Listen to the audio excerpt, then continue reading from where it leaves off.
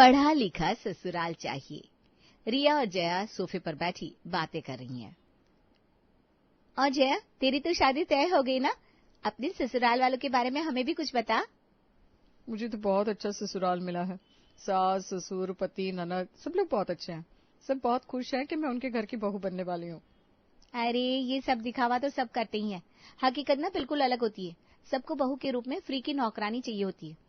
सिर्फ पढ़े लिखे लोग ही इंसान की कीमत समझ पाते हैं। तू बता, तेरे ससुराल वाले कितने पढ़े लिखे हैं?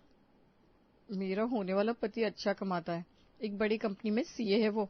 अरे वाह, ये तो बहुत बढ़िया बात है। और सास ससुर वो कितने पढ़े लिखे हैं? वो क्या करते हैं? मेरे सास ससुर ज्यादा पढ़े लिखे नहीं है। ससुर की एक छोटी सी दुकान है किराने की और सास घर चलाती है। उन्होंने 10वीं की है और मेरी ननद भी घर में उनका हाथ बटाती है। ये सुनकर रिया चौंक जाती है। क्या, तेरी सास सिर्फ 10वीं पास है? अरे बाप रे, जया तो ऐसे घर में शादी कैसे कर सकती है जहाँ तेरे पति के सिवा कोई पढ़ा लिखा तक नहीं है? अरे वो लोग बहुत अच्छे हैं रिया, ऐसा मत बोल। पढ़ाई सब कुछ नहीं होती, इंसान की सीरत का भी महत्व है। जया, तेरे ससुराल वाले पढ़े लिखे तक नहीं है, उन्हें क्या ही आता होगा? ना बैठने का सलीका, ना बात करने की तमीज, ना कोई डिग्री, ना कोई मैनर्स। ऐसे घर में तो शादी कैसे कर सकती है? मैं होती तो कभी ऐसे घर में शादी ना करती। अच्छा ये बात है। चल तू बता, तुझे कैसे ससुराल चाहिए? मैं ऐसा ससुराल चाहती हूँ जहाँ सब पढ़े लिखे हो। सास भी, ससुर भी, पति भी, ननद भी। आखिरकार मैं खुद इतनी पढ़ी लिखी हूँ। सबके पास बड़ी बड़ी डिग्री हो। पढ़े लिखे लोगों की बात ही अलग है। अच्छा, ऐसी क्या खास बात है पढ़े लिखे लोगों में? पढ़े लिखे लोगों की सोच छोटी नहीं होती। बहुओं को जॉब करने से नहीं रोकते, ना ही घर के काम करने को कहते हैं, ना कोई हर छोटी छोटी बात पर रोक टोक करते हैं। देखना, जब तू ससुराल जाएगी तो सारे घर की जिम्मेदारी तेरे सर ही मर देंगे। मैं तो अब भी कहती हूँ इस शादी को मना कर दे और कोई पढ़ी लिखी फैमिली ढूंढ, वरना बाद में बहुत पछताएगी। रिया, मुझे अफसोस हो रहा है तेरी सोच पर। तू डिग्री देखकर शादी करना चाहती है। शादी इंसान देखकर करनी चाहिए। अगर इंसान का मन साफ है, लोग समझदार है, तो जिंदगी अच्छी चलती है। कम ऑन जया, ये बड़ी बड़ी बातें ना सिर्फ किताबों में अच्छी लगती है। रियल लाइफ ऐसी नहीं होती। कोई इतनी बड़ी बड़ी डिग्री ऐसे नहीं ले लेता।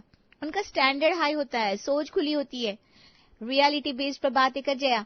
मेरा काम था तुझे समझाना, बाकी तेरी मर्जी। ठीक है रिया, मैं भी बस तुझे समझा सकती थी, बाकी सच्चाई का आईना तो जिंदगी ही दिखाती है। कुछ ही दिनों में जया की बड़े धूमधाम से शादी हो जाती है।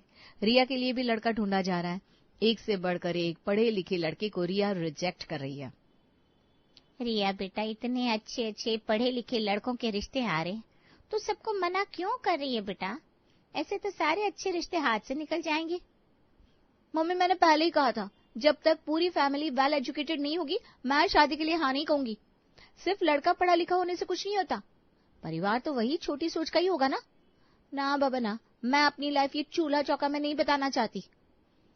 रिया के माँ बाप ने जी जान लगा दिए रिया के लिए उसकी पसंद की फैमिली ढूंढने में। आखिरकार उन्हें ऐसी फैमिली मिली जहाँ सब पढ़े लिखे हैं। लड़का इंजीनियर है, ससुर भी इंजीनियर, सास ने भी पीएचडी की हुई थी और ननद वो भी एक बड़ी कंपनी में जॉब करती थी। रिया तो मारे खुशी के उछल पड़ी। ढूंढने से तो भगवान भी मिल जाते हैं, तो ये तो पढ़ी लिखी फैमिली ढूंढना था।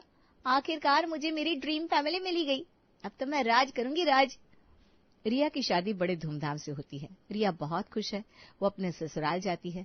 शादी के बाद का पहला दिन रिया अपने कमरे में आराम से बैठी है, तभी उसकी सास डॉली आती है। अरे बहू, तुम अभी तक बैठी हो? सुबह की चाय का टाइम हो गया है। अब तक तो टेबल पर चाय आ जानी चाहिए थी। खैर, आज पहला दिन है तुम्हारा, इसलिए कुछ कह नहीं रही हूँ, लेकिन कल से लेट मत करना।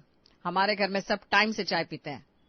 ये सुनकर रिया का मुंह खुला रह जाता है, लेकिन वो नई नई बहू है, इसलिए कुछ कह नहीं पाती। डॉली वहां से चली जाती है। आज पहला दिन है ना, तो शायद सबको नई बहू के हाथ की चाय पीनी होगी। शायद कोई रिवाज होगा इनका। कल से थोड़ी ना मैं बनाऊंगी, आज बना लेती हूँ बस। सब लोग हॉल में बैठे अपने अपने फोन में बिजी हैं। रिया भारी साड़ी पहनकर लड़खड़ाते हुए सबके लिए चाय लेकर आती है। दीपा चाय पीती है और बुरा सा मुंह बनाते हुए कहती है, ये क्या बनाया है भाभी? चाय में शक्कर डाली है या शक्कर में चाय? आपके घर में इतनी मीठी चाय पीते हैं क्या सब? हाँ, आपको इतना भी नहीं पता? वेल एजुकेटेड लोग इतनी मीठी चाय नहीं पीते। बिल्कुल ही गंवार वाली हरकत की हो आप। सुबह सुबह मूड खराब कर दिया। रिया को दीपा की बात का बहुत बुरा लगता है। उसकी आंखें भर आती है। वो आयुष की तरफ देखती है, लेकिन आयुष बेपरवाही से चुपचाप चाय पी रहा है। रिया कुछ नहीं कह पाती। अब खड़ी क्या है? दूसरी चाय बनाकर ला मेरी बेटी के लिए। और ये साड़ी कैसे पहनी है? कतई गंवार बहू पल्ले पड़ गई। माफ कीजिए दीदी, सॉरी मम्मी जी, अगली बार ध्यान रखूंगी। अब खड़ी क्या हो, जल्दी से नाश्ता भी रेडी करके दो, मुझे ऑफिस के लिए लेट हो जाएगा। शादी के पहले ही दिन रिया पर अब घर के सारे कामों की जिम्मेदारी डाल दी जाती है। रिया अकेले किचन में नाश्ता बना रही है और डॉली हॉल में बैठी टीवी देख रही है और जोर जोर से हंस रही है। डॉली की हंसी रिया के कानों में तीर की तरह चुभ रही है। मैं यहाँ अकेले काम कर रही हूँ और बाहर बैठकर दांत चमका रही है। ये नहीं कि नई बहू की मदद कर दे, बुढ़िया कहीं की। रिया बड़ी मेहनत से नाश्ता बनाती है। सब लोग नाश्ता करते हैं, लेकिन तारीफ का एक शब्द नहीं। ऊपर से प्लेट टेबल पर ही छोड़ देते हैं। अरे बहू खड़ी क्या हो? सबका नाश्ता हो गया है, बर्तन किचन में रख के आओ। ये भी क्या मुझे बताना पड़ेगा? खुद को समझ में नहीं आता? रिया मुंह बनाते हुए सारे बर्तन किचन में रख कर आती है और जैसे ही नाश्ता करने बैठती है कि दीपा की आवाज आती है। भाभी, मेरे बाल सुखाने में मेरी मदद करो, मुझे ऑफिस जाना है। मैं जरा नाश्ता कर रही हूँ दीदी। नाश्ता छोड़ नहीं सकती क्या?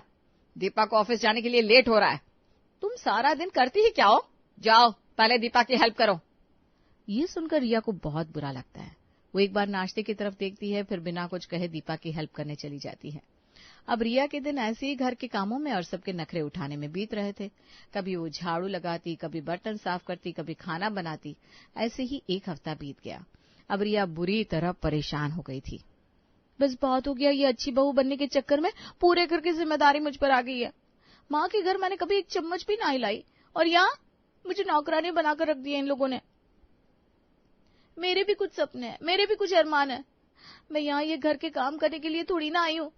मुझे ये घर के कामों में नहीं फंसे रहना। अब मैं भी नौकरी करूंगी और अपने सपने पूरे करूंगी। रिया बिना किसी को बताए अपने फोन पर ही नौकरी ढूंढने लगती है और उसे एक एनजीओ की तरफ से नौकरी का ऑफर आता है। वो खुशी से उछल पड़ती है।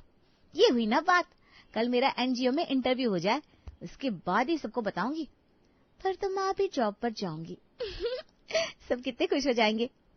अगले दिन रिया बिना किसी को बताए इंटरव्यू के लिए चली जाती है।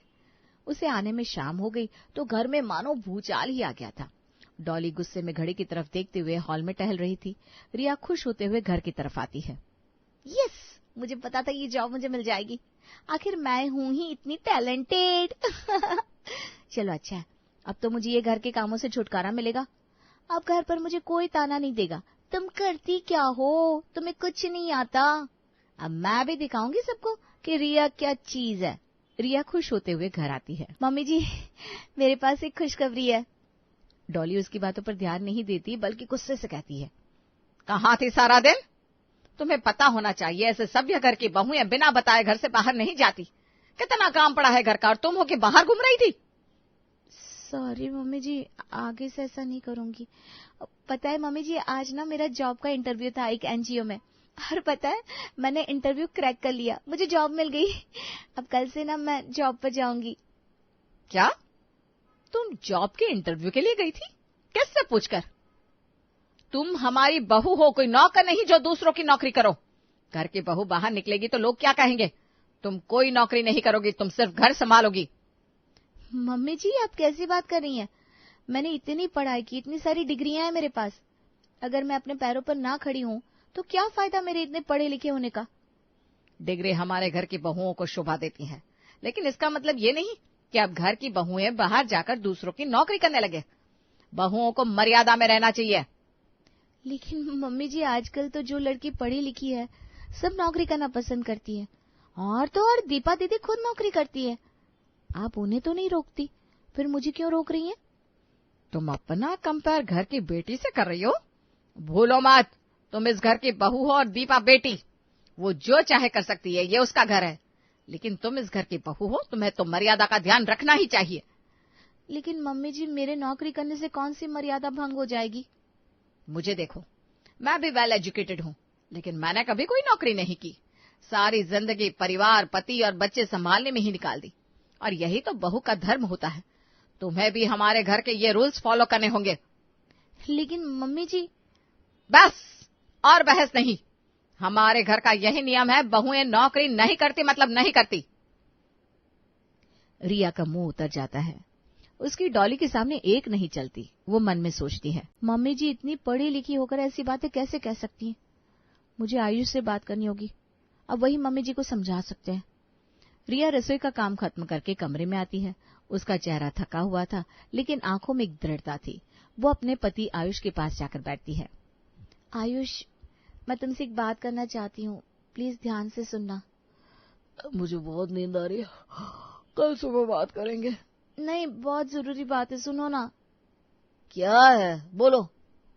मैं एनजीओ में नौकरी करना चाहती हूँ। मेरी जॉब लग गई थी, लेकिन मम्मी जी ने मना कर दिया। प्लीज तुम मम्मी जी को समझाओ ना, मैं भी अपने पैरों पर खड़ा होना चाहती हूँ। तुमने ये फैसला मुझसे पूछे बिना ले लिया?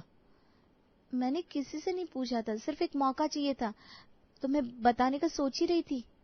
रिया देखो, तुम्हारी पढ़ाई मैं समझता हूँ, लेकिन हमारे घर में कुछ परंपराएं हैं, और वैसे भी मम्मी बहुत सेंसिटिव है, उन्हें दुख होगा। उन्होंने मना किया है तो कुछ सोच कर ही मना किया होगा ना। वैसे भी मैं कमा तो रहा हूँ, तुम्हें क्या जरूरत है? लेकिन मेरे सपनों का क्या आयुष? क्या मेरी पढ़ाई सिर्फ शो पीस थी? दीपा दीदी भी तो नौकरी करती हैं। दीपा इस घर की बेटी है, तुम बहू हो। बहुओं से थोड़ी और उम्मीदें होती हैं। तुम्हें घर संभालने पर ध्यान देना चाहिए। देखता हूँ आए दिन दीपा और माँ को तुम्हें समझाना पड़ता है। तो क्या सिर्फ इसलिए कि मैं बहू हूँ मैं अपने सपनों को मार दूं? क्या तुम भी यही सोचते हो कि बहू सिर्फ घर के काम के लिए होती है? और वो लोग कैसे मुझे सुनाती हैं, तुम्हें ये सब सही लगता है? आयुष कुछ पल चुप रहता है, फिर थोड़ा भड़कते हुए कहता है, हद है यार, अब मैं सारे काम छोड़कर ये लेडीज पंचायत करूं? देखो रिया, तुम्हें अगर ये सब करना था तो शादी से पहले ही बता देती। हम सब बहुत पढ़े लिखे हैं, लेकिन हर घर का एक तरीका होता है, और मुझे लगता है तुम्हें उसमें ढलना चाहिए। इतना कहकर आयुष सो जाता है। रिया को ऐसा महसूस होता है जैसे उसके पैरों के नीचे से जमीन खिसक गई हो। जिस इंसान को उसने सबसे प्रोग्रेसिव समझा, वही उसकी आजादी का विरोध कर रहा था। अब तो उसकी आखिरी उम्मीद भी टूट गई। रिया की आंखों से आंसू बह निकले। सुबह उठकर रिया टूटे मन से फिर से घर के कामों में लग गई। ऐसे ही दिन बीतने लगते हैं। अब तो रिया ने इसे ही अपनी किस्मत समझ लिया था। एक दिन रिया डॉली के साथ सब्जी मंडी सब्जी लेने गई थी। उसके दोनों हाथों में थैले थे और डॉली खाली हाथ चल रही थी। डॉली उसे और सामान पकड़ाती है। अरे कैसे पकड़ाए सामान, हाथों में दम नहीं है क्या? सारा दिन बस खाना खाना, खाने के अलावा करती क्या है? कितनी सुस्त बहू पल्ले पड़ गई। अब तो रिया को डॉली के तानों की आदत सी हो गई थी। वो उदास मन से सब सुनते जा रही थी। तभी रिया को उसकी सहेली जया अपनी सास शांति के साथ दिखाई दी। दोनों सास बहू ने सामान की थैली पकड़ी हुई थी। जया, तू कितने दिनों बाद मिली? हाँ रिया, क्या करूँ, टाइम ही नहीं मिलता आजकल मुझे। आज थोड़ा टाइम मिला तो सोचा मम्मी जी के साथ शॉपिंग कराऊं। हाँ, तू सही कह रही है। घर के कामों से फुर्सत कहाँ मिलती होगी तुझे भी? घर के काम? और नो, मैं जॉब करती हूँ, घर के सारे काम तो मम्मी जी ही कर लेती हैं। इनफैक्ट मुझे तो एक काम को हाथ नहीं लगाने देती। संडे को भी कहती है जाओ घुमाओ, क्यों ये घर की जिम्मेदारियों में फंसना। रिया ये सब सुनकर बुरी तरह हैरान रह जाती है। जया का हाथ पकड़कर उसे एक तरफ लेकर जाती है। ये सब तू क्या कह रही है जया? तेरी सास तो सिर्फ 10वीं पास है ना? उन्होंने तो कभी नौकरी भी नहीं की होगी, फिर तुझे नौकरी करने की परमिशन कैसे दे दी? हाँ, उन्होंने कभी नौकरी नहीं की और वो ज्यादा पढ़ी लिखी भी नहीं है, लेकिन उनकी अंडरस्टैंडिंग बहुत अच्छी है। वो मेरे सपनों की और मेरी बहुत कदर करती हैं। मम्मी जी कहती हैं मैं सिर्फ उनकी बहू नहीं हूँ बल्कि उनकी बेटी हूँ, और मैं जो चाहूँ वो कर सकती हूँ अपनी लाइफ में। क्या तेरी सास तुझे बेटी की तरह मानती है? हाँ, और तो और मेरी सास मेरी दोस्त बन गई है। जब भी मैं थकती हूँ वो मेरे लिए चाय बना कर लाती है। जब मैंने जॉब शुरू की ना तो वो घर संभालने लगी। कहती है बेटा तू अपनी उड़ान भर, घर हम सबका है तो सब मिलकर देख लेंगे। ये सब सुनकर रिया की आंखों में आंसू आ जाते हैं। और मैं, जिसे लगता था कि डिग्री सब कुछ है, मेरी पूरी फैमिली इतनी पढ़ी लिखी है, लेकिन सबकी सोच इतनी पिछड़ी है कि उनको लगता है कि बहुएं सिर्फ घर के काम के लिए है। ये सुनकर जया हैरान रह जाती है। ये तो क्या कह रही है रिया? तेरी ननद भी तो जॉब करती है, फिर तुझे जॉब क्यों नहीं करने दे रहे वो लोग? क्योंकि उन लोगों को बेटी और बहू में अंतर करना बहुत अच्छे से आता है। उनके घर में बेटी जॉब कर सकती है, बहू नहीं। तो तू उनसे कहते क्यों नहीं कि तू भी जॉब करना चाहती है? वो लोग ऐसे कैसे कर सकते हैं? मैंने बात की थी जया, मेरी एक एनजीओ में जॉब भी लग गई थी, लेकिन मुझे मम्मी जी ने करने नहीं दी। उनका कहना है जब उन्होंने जॉब नहीं की तो मैं कैसे कर सकती हूँ। तुझे तो बहुत गलत ससुराल मिल गया। शादी से पहले तूने जांच पड़ताल नहीं की थी क्या? मैंने तो बस ये देखा था कि पूरी फैमिली पढ़ी लिखी है। मुझे लगा पढ़ी लिखी फैमिली मॉडर्न विचारों की होती है। लेकिन कितना गलत थी मैं। रिया, पढ़ाई हमें नजरिया देती है, पर दिल अगर छोटा हो तो बड़ी बड़ी डिग्रियां भी रिश्ता नहीं निभा पाती। हमेशा इंसान की परख करके रिश्ते जोड़ने चाहिए, ना कि डिग्री देखकर। ये सुनकर रिया उदास हो जाती है। तभी पीछे से जया की सास की आवाज आती है। जया बेटा चले, लेट हो जाएंगे, तुम्हारा ऑफिस का प्रोजेक्ट भी तो है ना। जया अपनी सास के साथ चली जाती है। रिया का मुंह उतर जाता है। कैसी सहेली है तेरी, अपनी सास को नौकर बनाकर रखा है। खबरदार जो तू इसके नक्शे कदम पर चली तो। हमारे घर में ऐसी बहुएं नहीं होती। होगा भी क्यों ना, इसकी सास पढ़ी लिखी तो लगती नहीं है। अब गंवार है तो पढ़ी लिखी बहू के पैरों तले ही रहेगी। ऐसा नहीं है मम्मी जी, जया बहुत अच्छी है और उसकी सास भी बहुत अच्छी है। तो क्या मैं अच्छी नहीं हूँ? हमारे टुकड़ों पर पलकर हमें ही आंखें दिखा रही हो। मम्मी जी, मैंने कब कुछ कहा, मैं तो बस बहुत जबान चला ली। जरा सी ढील दे दो तो सर पर चढ़कर नाचने लगी। और हाँ, याद रहे, दोबारा तो उस जया या उसकी सास के आसपास दिखने भी नहीं चाहिए। रिया उदास मन से अपनी सास के साथ घर वापस आती है। रोज की तरह घर के सारे काम खत्म करती है। वो हॉल में अकेले उदास बैठी है, उसकी आंखों से आंसू बह रहे हैं। दीवार पर सबकी बड़ी बड़ी डिग्रियां टंगी हुई है। रिया फूट फूट कर रोने लगती है। मैंने कितनी बड़ी गलती कर दी। मैंने इंसान को उसकी पढ़ाई से तौला, ये नहीं देखा कि अंदर से वो कैसा है। इन सब के पास बड़ी बड़ी डिग्रियां तो है, लेकिन इनकी सोच कितनी छोटी है। और एक जया का परिवार, ज्यादा पढ़ा लिखा ना होकर भी जया की कितनी कदर है उन्हें। जया अपने सारे सपने पूरे कर रही है और मैं यहाँ घुट घुट कर जी रही हूँ। मैंने अपने भाग्य में ये दुख खुद ही लिख लिए। काश मैंने जया की बात मानी होती। रिया बिलख बिलख कर रो रही थी।